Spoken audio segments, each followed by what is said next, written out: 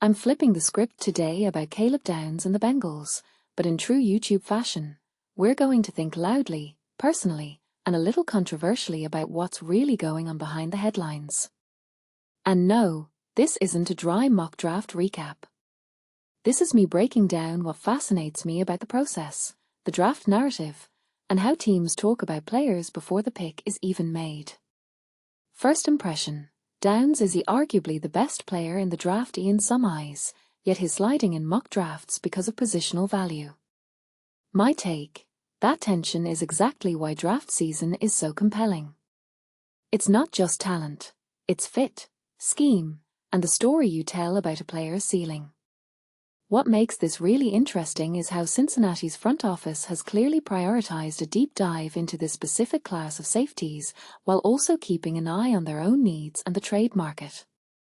If Downs does land at number 10, the Bengals aren't just drafting a football player, they're assigning a strategic role for years to come. When you watch teams navigate value, you see a broader lesson about how the NFL reads talent differently than fans do. Let's unpack the core threads here, because there are several moving parts worth dissecting. Idea 1. Cincinnati's scouting investment signals a real appetite for a new era in the back end. Commentary and interpretation.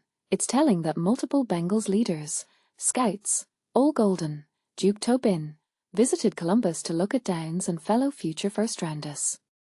To me, this isn't casual reconnaissance. It's a conscious, coordinated effort to validate a core belief about how you build a defense in 2026 and beyond. It says the Bengals aren't waiting for a best athlete to fall. They're building a plan around a specific archetype at safety who can anchor the back end in a modern scheme. What this implies is a shift from a draft value toward a draft role. In other words, Cincinnati might be chasing a specialized, safer impact, not just a high-floor player. This matters because it reveals how teams operationalize risk and value when the options are dense but nuanced.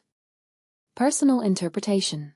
I see this as a signal that Cincinnati wants immediate on-field impact with long-term versatility. If Downs fits their scheme, they'll mold him into a cornerstone, not just a plug-and-play. People often miss how much orientation and coaching culture play into a pick.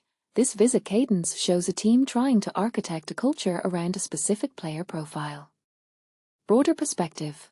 This is part of a larger trend, teams becoming ultra-deliberate about safeties as more than just the last line of defense. Modern defenses demand playmaking, communication, and self-contained cover skills from safeties.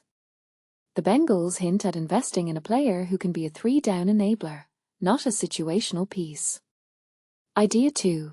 The value versus ceiling argument around Downs mirrors a league-wide conversation. Commentary and interpretation.